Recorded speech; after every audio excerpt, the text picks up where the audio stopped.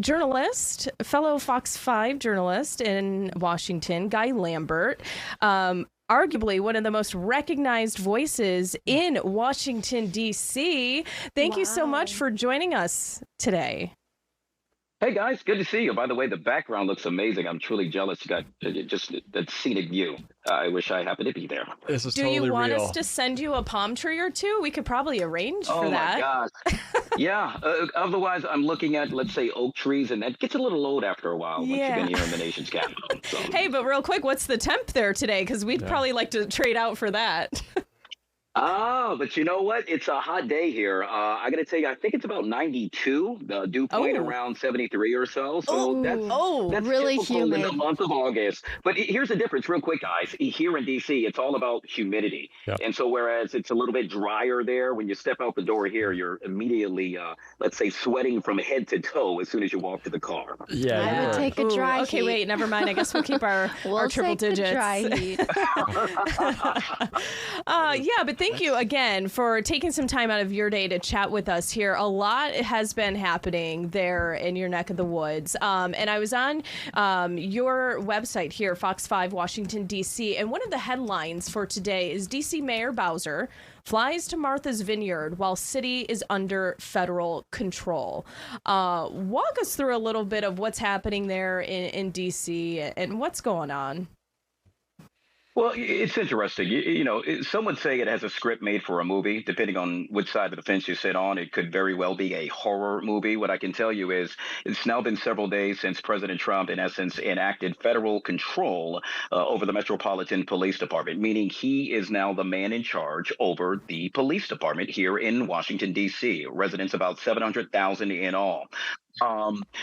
For the first couple of days, it was somewhat quiet. And then last night, we saw a surge, if you will, of federal officials. So whether it be the DEA, FBI, ICE, and agencies of the like, in a particular area. In this case, it happened to be 14th Street in the U Street corridor. That's right in the heart of downtown D.C.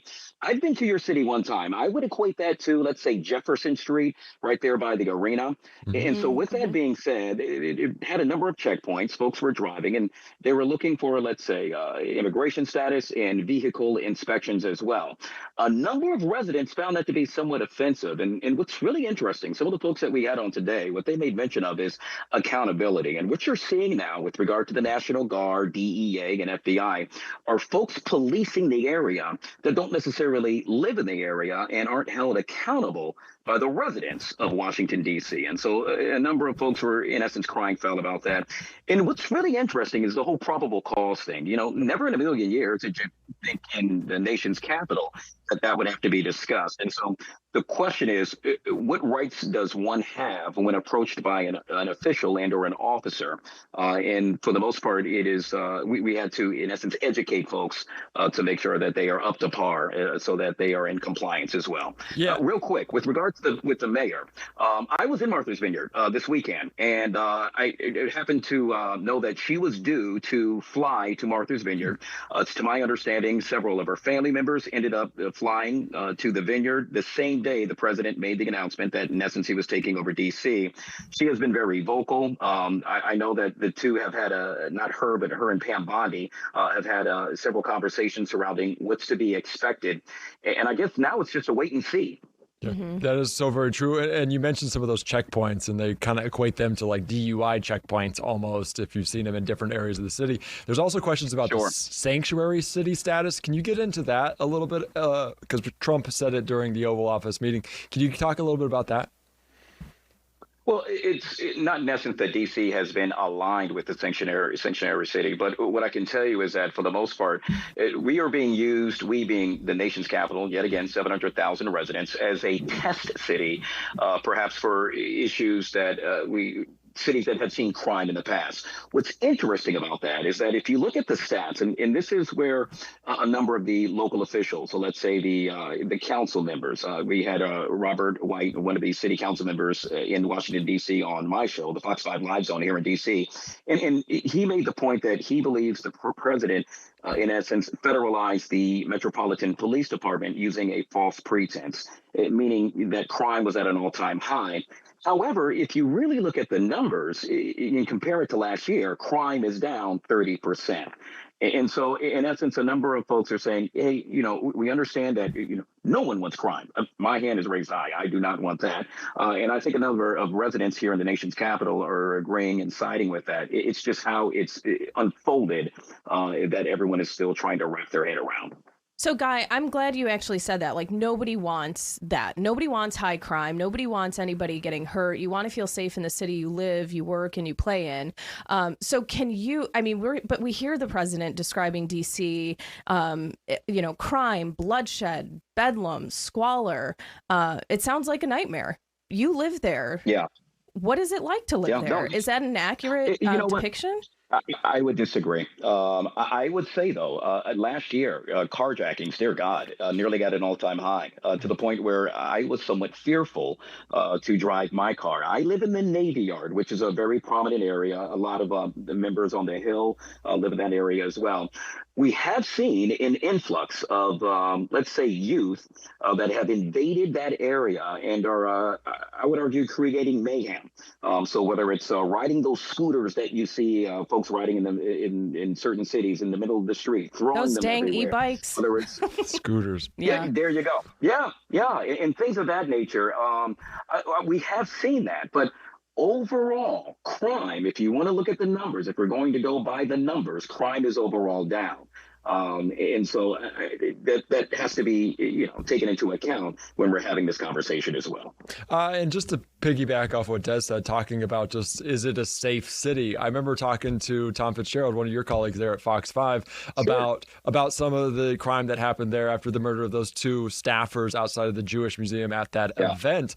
And we're just talking about the amount of agencies on the ground. It's not just Capitol Police, it's Secret Service, it's different agencies. Can you speak to just the breadth of how many actual agencies are on the ground in D.C.? And now with this deployment of the National Guard, that number is even larger. Yeah, that's a great question. So if you come to the nation's capital, it's very different. Obviously, we are a district, and the president, in essence, has yet again federalized the Metropolitan Police Department. In order for that to continue more than 30 days, he has to go to Congress, and Congress then has to vote with regard to, let's say, suspending the D.C. home rule. The president also has the power to say, hey, it's a national emergency, and then continue what we are seeing unfold right before our very eyes right now. With regard to your question, in discussing the other agencies that happen to be here, look, guys, you can drive around. Let's say I drive by the Washington Monument. The park police are very active with regard to, let's say, making sure your vehicle is up to par. If you're speeding, they will typically pull you over. I would say outside of the park police, it's the Metropolitan Police Department that are really active. The Capitol Police, you're only going to see them by the Capitol. I'm not too sure, quite honestly, if they would have not necessarily the right, but be within their jurisdiction to pull one over, let's say by the White House, because it is not close in proximity, if you will, to the actual Capitol. Now what you're seeing is the influx of National Guard, and yet again, the argument, what many folks are saying is, hey, we love it, it's great, but they haven't been trained with regard to community policing. And we all know in the past that perhaps has been an issue and could be an issue when attempting to, let's say, just do their jobs and make sure that we all stay safe. Absolutely. And I don't know, Guy, if this is in your wheelhouse at all, but it's something we're experiencing even here in Phoenix.